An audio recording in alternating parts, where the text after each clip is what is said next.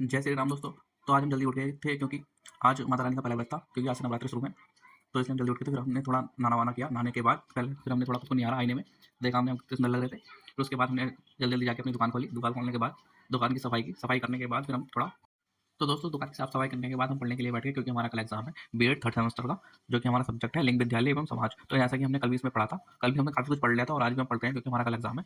तो हम इसमें पढ़ते हैं। इसमें टॉपिक है, तो इसमें टॉपिक है महिलाओं की स्थिति को सुधारने के लिए बनाए गए कानून। मतलब कहने का मतलब है महिलाओं की स्थिति को सुधारने के लिए कौन से कानून बनाए गए हैं, ये हमें पढ़ना है आज, क्योंकि हमारा सब्जेक्ट में टॉपिक है जो कि हमारा कल एग्जाम है उसके लिए। तो आइए पढ़ते हैं। पहला इसमें पॉइंट दिया गया है कि हिंदू उत्तराधिकार अधिनियम, जो कि संविधान में पारित किया गया था 1929 को। यह कानून संपूर्ण भारत में लागू किया गया था, जिसके द्वारा परिवार की लड़कियों को उनके अधिकार प्रयोग करने के लिए बनाया गया था, जैसे कि संपत्ति का अधिकार। उनको घर परिवार में दौलत शोहरत में संपत्ति में अधिकार देने के लिए ये पारित किया गया था 1929 में।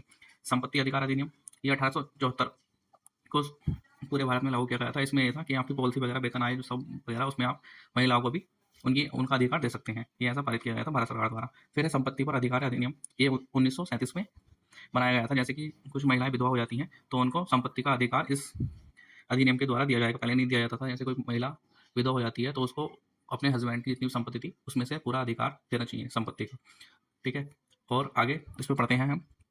हिंदू विवाह तथा विवाह विच्छेद अधिनियम 1955। हिंदू विवाह में सबसे प्रभाव अधिनियम का बड़ा है। अधिनियम 18 मई 1955 को जम्मू एंड कश्मीर को छोड़कर पूरे भारत में ये लागू किया गया था, और इसको सबने अपनाया था। जैन सिख और हिंदू धर्म में माना गया था, और जो अनुसूचित जनजातियां थी उन्होंने भी इसको लागू किया गया था। तो इसमें 5 धाराएं लिखी गई थी, जिसमें बताया गया है कि वर की आयु कम से कम 18 वर्ष और अब जो है 21 वर्ष हो गई है, और वधू की आयु कम से कम 15 वर्ष और अब 18 वर्ष हो गई है शादी के लिए। मतलब विवाह के लिए इतनी आयु कंपलसरी होनी चाहिए।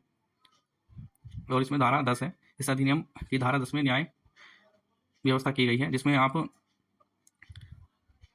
इसमें ये दिखाया गया है कि कानून द्वारा पति पत्नी को एक दूसरे के पृथक रहने की व्यवस्था की गई है, धारा 10 में। इसके बाद जो है धारा 13 दी गई है। इस अधिनियम धारा 13 के अनुसार इसमें दिया गया है कि दूसरे पक्ष यदि परिव्यक्ति गमन का आदि हो, या दूसरे पक्ष की परिवर्तन हिंदू धर्म में परिवर्तन कर लिया हो किसी धर्म से दूसरे धर्म में, या दूसरे पक्ष ने यदि संन्यास ले लिया हो, या दूसरे पक्ष 7 वर्ष तक जीवित ना सुना हो, तो ये सब धारा 13 में दिया गया है। इसके बाद दिया गया है कि फैक्ट्री अधिनियम 1948, मतलब कारखाना अधिनियम सबसे पहले 1891 में पारित किया गया था, जिसमें श्रमिकों को कारखाने में 11 घंटे काम करने का प्रबंध किया गया था।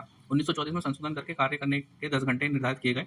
1948 में इस अधिनियम में संशोधन करके काम करने का समय 9 घंटे कर दिया गया। साथ ही महिलाओं को श्रमिकों को रात में कार्य करने पर पूर्ण प्रतिबंध लगा दिया गया था। महिलाओं का वेतन भी पुरुषों के समान था। इस अधिनियम में यही है। ठीक है, तो मिलते हैं गाइस अगले ब्लॉग में। आज के लिए इतना ही। ठीक है, तो हम पढ़ते हैं कल के एग्जाम के लिए। Bye bye.